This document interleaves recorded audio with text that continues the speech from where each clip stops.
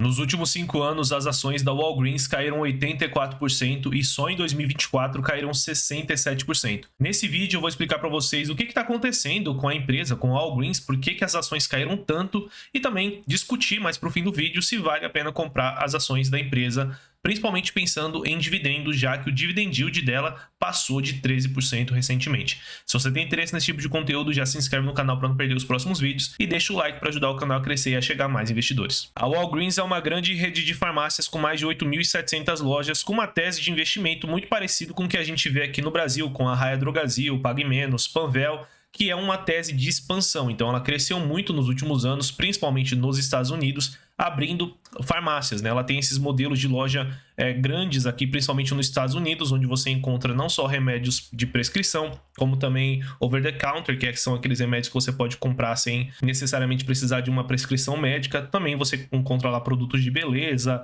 produtos de higiene e outros tipos de produtos do varejo. Basicamente, 75% da receita da empresa está ligada a produto farmácia, então vou colocar aqui farmácia, que são remédios, sejam eles remédios prescritos ou não, a maior parte disso aqui são remédios prescritos, e outros 25% mais ou menos é dessa parte que não é farmácia. Eu vou colocar aqui varejo, é a própria separação que a empresa faz, ela chama de retail, que são esses outros produtos que podem ser comprados, digamos, em outros lugares que não necessariamente você encontra numa farmácia. Basicamente, uns 85% da receita da empresa vem dos Estados Unidos, e outros 15% vem ali da Europa. Então vou colocar EU aqui para a gente saber que é a Europa, que foi uma aquisição que a empresa fez em 2014 mais ou menos, que foi da Boots Alliance, que é uma empresa de farmácias lá da Europa, por isso que hoje ela chama Walgreens Boots Alliance. A Walgreens é uma das maiores empresas de farmácias dos Estados Unidos, com quase 15% de market share, inclusive ela vem perdendo market share, isso daqui já foi mais de 17% há poucos anos atrás.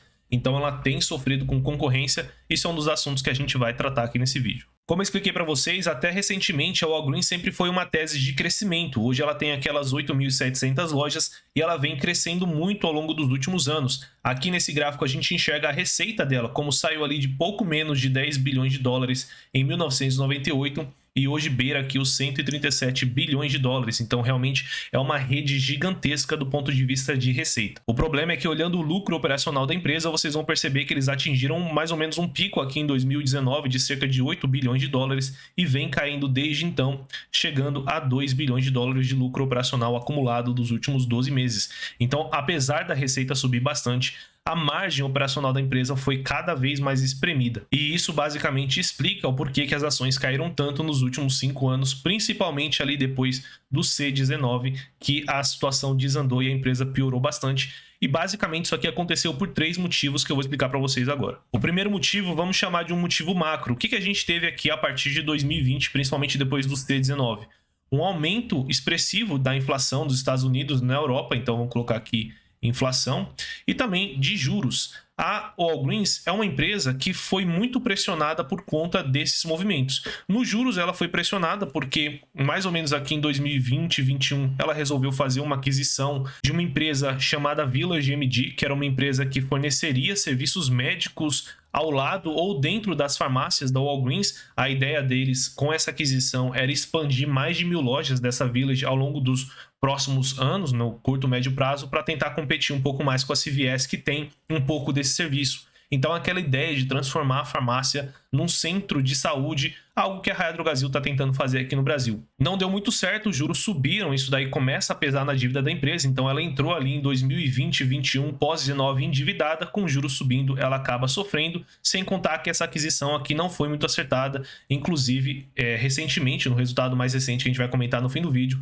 ela reconheceu uma perda nesse investimento de quase 6 bilhões de dólares. E a inflação impactou a Walgreens basicamente da mesma forma que impactou todas as outras empresas no varejo em geral. Com menos dinheiro à disposição ali dos consumidores, principalmente nos Estados Unidos, eles tiveram que começar a vender produtos a preços mais perto do preço de custo, realmente abrindo mão de margem para poder vender, já que a situação tinha se deteriorado, a situação econômica, principalmente de consumo, tinha se deteriorado nos Estados Unidos, e tem muita competição no setor de farmácia, né? Apesar de ela ter 14% do market share, é um setor muito pulverizado, tem também a pressão de vendas online, fora que tem a CVS, tem outras grandes redes de farmácia atuando e várias outras farmácias que não são nenhuma das grandes redes. Então, se ela continua vendendo um remédio lá a um preço para ter uma margem muito boa, os consumidores agora pressionados pela inflação vão comprar em outros lugares. Então, ela teve que preservar a venda, que é o que a gente vê aqui, a receita não caiu, ela teve que abrir um pouco mão de margem. Um segundo motivo aqui, ainda macro, mas mais localizado no setor de drogarias e farmácias nos Estados Unidos,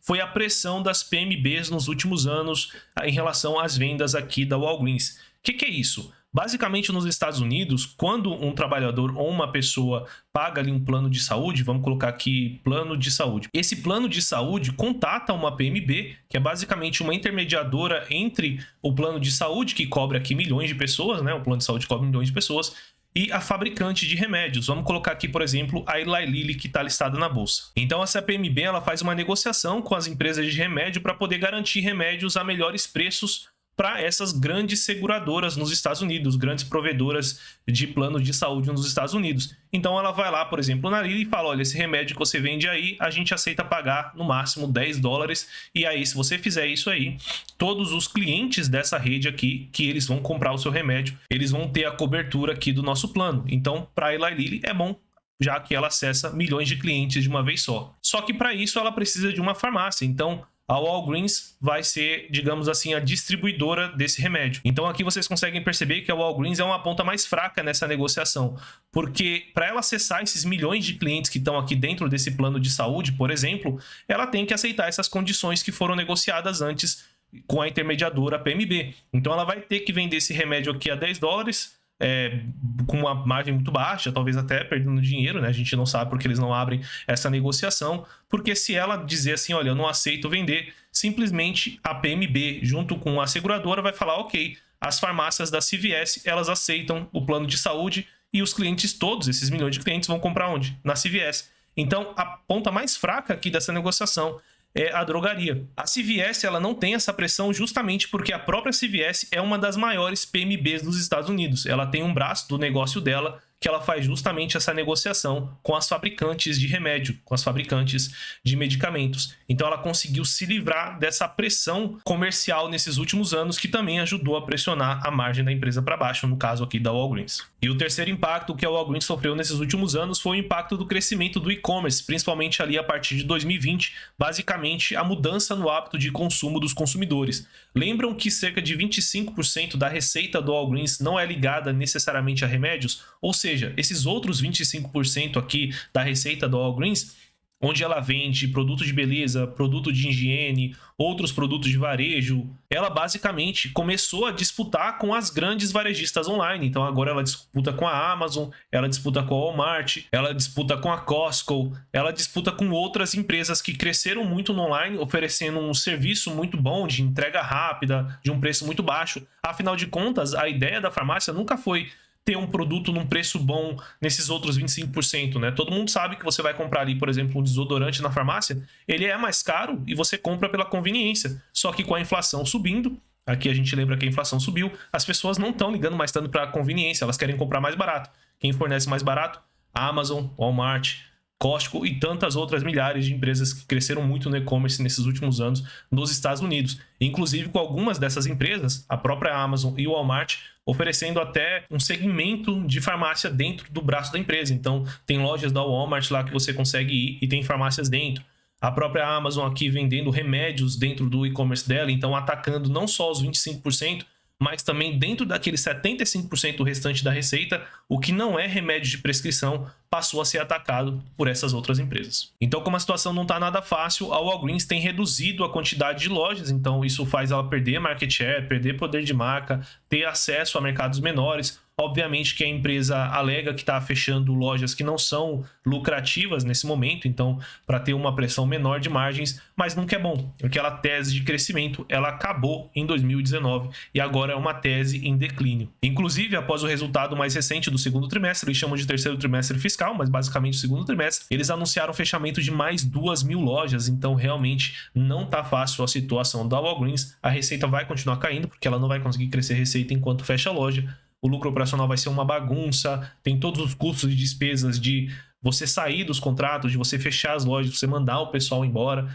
Então, assim, o curto prazo para a Walgreens segue sendo muito difícil. E olhando o resultado mais recente da empresa, nos últimos 12 meses, ela teve uma receita de 110 bilhões, que cresceu 6,2% em relação a 2023, mas segue bem estagnada nos últimos anos. O lucro operacional contábil foi negativo em 13 bilhões de dólares, basicamente por conta do ajuste que ela fez, o impairment, né? Ela fez uma baixa naquela aquisição, aquela Village MD, aquela empresa de consultórios que ela ia expandir mais de 1.000 lojas. Não vai ter mais nada disso. Ela reconheceu que os 5,8 bi que ela investiu foram basicamente perdidos. Então, fazendo um ajuste, porque isso daqui é uma perda não caixa, fazendo um ajuste, o lucro operacional seria 2,2 bilhões, contando também outros ajustes que ela fez nesse trimestre. Mesmo assim, lucro operacional caindo 31%, ajustado frente ao ano passado, então resultado muito ruim mesmo. E o lucro líquido nem se fale, 5,6 bi negativo, o ajustado muito parecido, então caindo 25% também.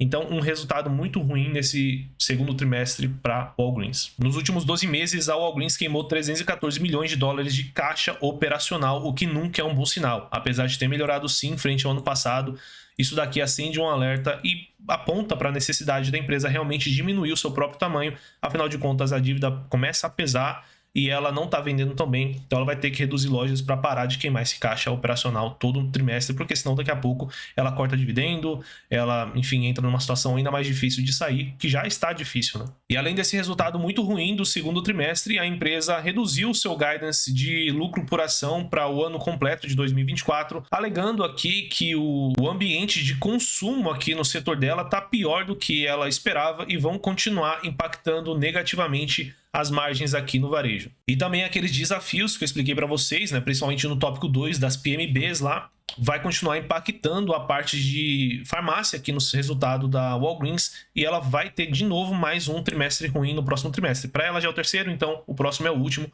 fechando o ano de 2024 com um resultado muito ruim. Então, com toda essa queda que a Walgreens teve nesse ano, ela hoje está valendo um pouco mais de 7,5 bilhões de dólares e está com um dividendo aqui que passa de 14%. Isso, inclusive, na minha visão, mostra que a gestão ainda não acordou para o problema da empresa, pelo menos a gestão que está lá até hoje. Afinal de contas, ela seguiu pagando dividendos. Vocês vão ver que a empresa seguiu pagando dividendos aqui em todos os últimos anos, mais de 1,5 bilhão no mínimo nos últimos anos, mesmo passando por esse momento difícil, e também fez recompra de ações. A recompra, ela cortou, né, em 2019 fez um valor bem relevante, depois 2020 e depois ela cortou para um valor aqui mais aceitável, mas ela continuou pagando dividendos, ou seja, 1,5 bilhão. Imagine se ela tivesse colocado esse dinheiro em um investimento que fizesse sentido para ela agora não estar sofrendo o que ela está sofrendo. Por isso que a gente aqui no GA, a gente analisa muito as decisões de alocação de capital das empresas. Não é uma análise fácil, mas para mim isso mostra que a Walgreens tomou uma decisão muito errada e está caminhando para o mesmo caminho da Intel que a gente falou aqui no vídeo anterior. A Intel também pagou dividendo demais, começou a perder receita e agora ela teve que cortar o dividendo para poder realmente não falir, né, e voltar a se recuperar. Possivelmente é o que vai acontecer com a Walgreens se ela não cortar esse dividendo. E aqui a gente vê a dívida sobre o EBITDA da empresa, basicamente a alavancagem da Walgreens quase 4 vezes e ela segue pagando dividendos, se empurrando num problema que ela não tem motivo para se empurrar. Então, na minha visão, a gestão da empresa não está tomando as melhores decisões, não só de investimento, com aquele investimento que deu errado, como um pagamento de dividendos que ela poderia estar utilizando para reduzir o endividamento e pelo menos não sofrer com os juros que ela está sofrendo agora. Olhando os indicadores da empresa, é um pouco complicado porque a empresa teve prejuízo acumulado, porque ela fez aquele monte de reconhecimento de não recorrente no segundo trimestre, terceiro para ela, né, mas o segundo para a gente. Então, talvez o único indicador aqui que faça sentido a gente olhar o preço sobre vendas, que está realmente num patamar muito baixo, 0,05 vezes venda para uma empresa como a Walgreens, para qualquer empresa, na verdade. Esses múltiplos aqui você não encontra nem em estatais, então o mercado está esperando resultados muito piores daqui para frente. Uma queda de receita, o que é normal, tem que esperar sim uma queda de receita para a Walgreens, já que ela vai fechar 2.000 lojas. Então esse preço sobre vendas que agora parece barato, talvez no futuro não esteja tão barato assim. E quando a gente olha o EV/EBITDA da empresa, ele segue num patamar alto, 10 vezes, inclusive mais alto do que o da CVS, que ela não está sofrendo tanto quanto a Walgreens, não está com resultados tão ruins quanto o da Walgreens. Então isso aqui me diz que a empresa, apesar de ter caído mais de 60% no ano, não está barata. Então, para concluir o vídeo de hoje, apesar dessa queda de mais de 67%, na nossa visão, não é uma boa oportunidade de compra, seja para crescimento, afinal de contas a empresa não vai crescer e vai ter resultados bem complexos daqui para frente, como para dividendos, já que ela está numa situação de caixa apertada, com balanço não muito sólido e possivelmente vai ter que reduzir dividendos no curto e médio prazo. Então aqueles 13% que a gente vê mostrar nos sites é porque a cotação caiu, não é porque a empresa está pagando muito dividendo, né? Muito pelo contrário, o dividendo dela não sai do lugar nos últimos anos e só a cotação que cai. Então você recebe 14% numa mão e eles tiram de você 67% na outra. Lembrando que esse vídeo não é uma recomendação, mas a gente tem uma carteira recomendada de ativos globais, principalmente estoques. Então, se você tem interesse de investir no exterior e não quer cair numa roubada como dessa aqui da Walgreens e quiser ter o auxílio de profissionais que estudam o mercado e tem uma carteira montada para você ter uma ideia de portfólio, é só você clicar no primeiro link da descrição desse vídeo que você vai para um grupo e nesse grupo a gente envia cupons de desconto para você assinar o nosso plano anual. Você vai ter acesso não só à carteira global, mas também carteira de dividendos, fundos imobiliários e uma carteira de crescimento aqui no Brasil. Se gostaram do vídeo, não esqueçam de deixar o like para ajudar o canal a crescer e a chegar a mais investidores. Se inscreve no canal para mais vídeos como esse, investimentos no exterior. E também comenta aqui embaixo qual é o próximo estoque que você quer ver analisada por aqui.